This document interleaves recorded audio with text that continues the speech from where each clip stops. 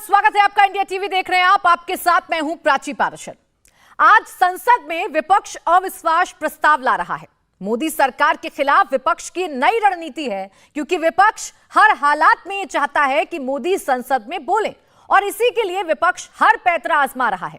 विपक्ष की हार तय है, फिर भी विपक्ष एक जिद पर अड़ा हुआ है और इसी जिद का नतीजा है कि मोदी सरकार के खिलाफ अविश्वास प्रस्ताव विपक्ष लेकर आ रहा है। आखिर विपक्ष क्यों चाहता है कि किसी भी सूरत में मोदी को संसद में बोलने पर मजबूर किया जाए? अगर हार तय है, फिर भी विपक्ष क्यों ला रहा है अविश्वास प्रस्ताव? विरोधी दंगल पर क्यों अड़े हैं और चर्चा से क्यों भाग रहे हैं, ये मैं आपको सिलसिलेवार तरीके से बताऊंगी।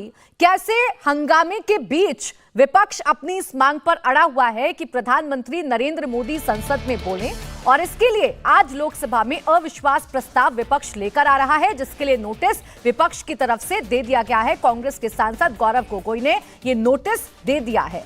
अब इस पर चर्चा होनी है लोकसभा के भीतर, लेकिन आज लोकसभा की कार्रवाई जैसे ही शुरू हुई, वैसे ही एक बार फिर से हंगामा देखने को मिला, वैसे ही एक बार फिर से लोकसभा की कार्रवाई को एडजर्न करना पड़ा। लोकसभा की कार्रवाई एक बार फिर से स्थगित हो गई है।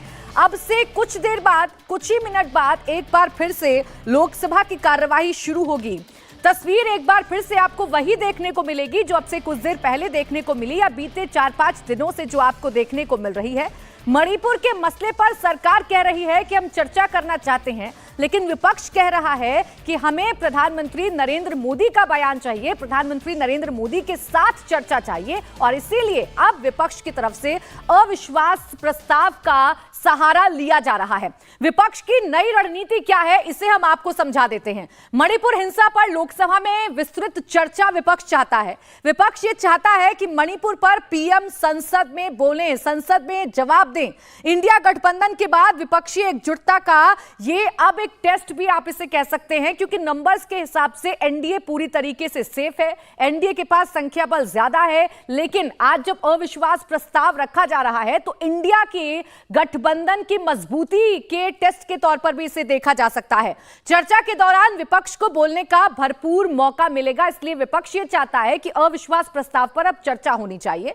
चर्चा के दौरान पीएम को जवाब देना पड़ सकता है। मोदी सरकार पर प्रेशर बनाने का यह सबसे कारगर तरीका विपक्ष की तरफ से ढूंढा गया है। विपक्ष अविश्वास प्रस्ताव को हथियार बनाकर संसद में प्रधानमंत्री नरेंद्र मोदी से बुलवाना चाहता है। अब आपको किस तरीके से विपक्ष की रणनीति चल रही है, यह मैं आपको समझा देती हूं। देखिए, विपक्ष राज्यसभा में अगर हंगामा कर रहा है तो 267 पर चर्चा करना चाहता है। 267 पर अगर चर्चा होगी तो पूरे दिन कोई समय सीमा नहीं होती, 267 पर वोटिंग होती है आखिर में, और फिर उसके बाद प्रधानमंत्री नरेंद्र मोदी का जवाब विपक्ष चाहता है। कुछ ऐसी ही रणनीति विपक्ष ने लोकसभा में तैयार की है। अविश्वास प्रस्ताव रखा गया है तो उस पर चर्चा अब करनी होगी। हालांकि चर्चा करने के लिए 10 दिन का समय है। इस नोटिस को एक्सेप्ट करने का 10 दिन का समय लोकसभा स्पीकर के पास होता है। इस बीच विपक्ष की क्या रणनीति है, विपक्ष क्यों अविश्वास प्रस्ताव लेकर आया है, यह मैं आपको सुनवा देती हूं राघव चड्ढा की ज़बानी।